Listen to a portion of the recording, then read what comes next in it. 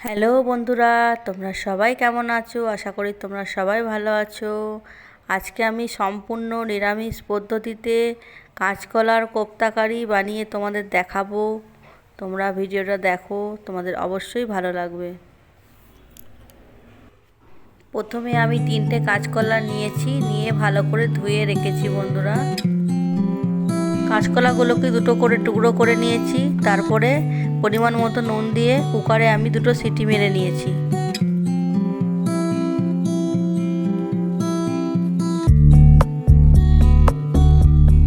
এরপর আমি কোপ্তা করার জন্য কি কি নিয়েছি সেগুলো তোমাদের দেখিয়ে দেব। তেজপাতা, শুকনো লঙ্কা, গোটা গরম মশলা, কাঁচা লঙ্কা, জিরে গুঁড়ো, ধনে গুঁড়ো, লঙ্কা গুঁড়ো, সামান্য পরিমাণে আদা বাটা, বেসন, টমেটো কুচি, ধনেপাতা কুচি, আর হচ্ছে নুন, পরিমাণ মতো তেল।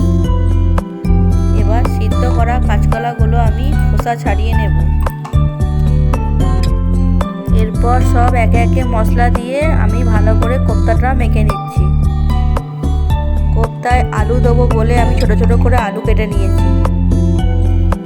কাঁটা চামচ দিয়ে আমি এবার ভালো করে কাঁচকলাটা মেখে নিচ্ছি।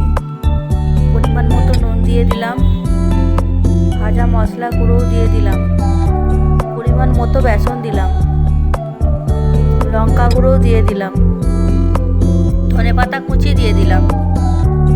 সব কিছু দিয়ে এবার ভালোভাবে আমি মাখিয়ে নিলাম।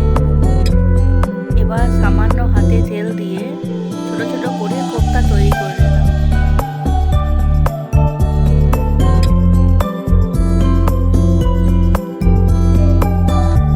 এদিকে কড়াই তেল দিয়ে আমি আলুগুলো লাল লাল করে ভেজে তুলে নিলাম।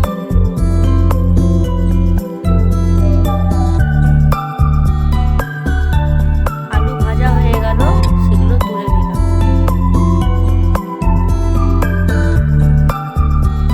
এরপর তৈরি করা কোপ্তাগুলো আমি ছাঁকা তেলে ভেজে নেব।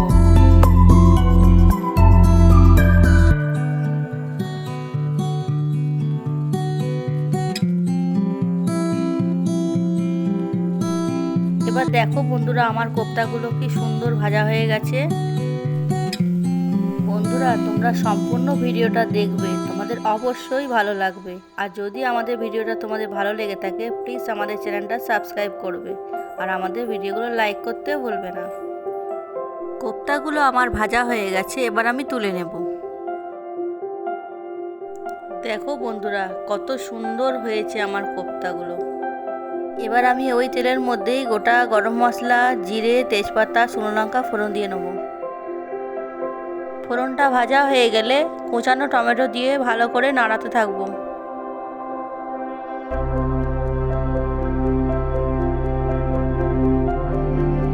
হলুদ গুঁড়ো দিয়ে দেবো। আমরা বেশি ঝাল খাই না, তাই জন্য আমরা 2টো কাঁচা লঙ্কা সেটা দিয়ে দেবো। যারা যেমন ঝাল খাবে তারা সেরকম পরিমাণে লঙ্কা দেবে। সামান্য পরিমাণে চিনি দিয়ে দিলাম। এবার আদা বাটাটা দিয়ে ভালো করে কষে নেব।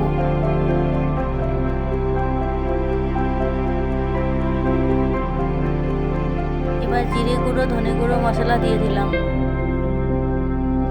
পরিমাণ মতো নুন দিয়ে দিলাম। এবার সামান্য পরিমাণে জল দিয়ে ভালো করে মশলাটা কষে নিলাম। এবার পরিমাণ মতো লঙ্কা গুঁড়ো দিয়ে দিলাম।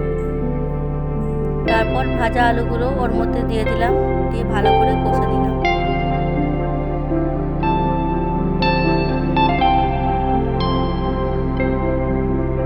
এবার পরিমাণ মতো গরম জল দিয়ে দিলাম।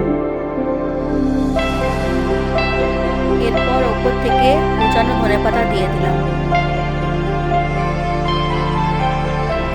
এরপর কিছুক্ষণের জন্য আমি ঢাকা দিয়ে দিলাম। কিছুক্ষণ পর ঢাকা খুলে দেখবো আমার আলুগুলো সিদ্ধ হয়েছে কিনা। আমি দেখলাম আমার আলুগুলো সিদ্ধ হয়ে গেছে। তারপরে আমি ভাজা কোপ্তাগুলো ওর ওপর দিয়ে দিলাম। এরপর কোপ্তাগুলো দিয়ে আমি কিছুক্ষণ ফুটিয়ে নিলাম।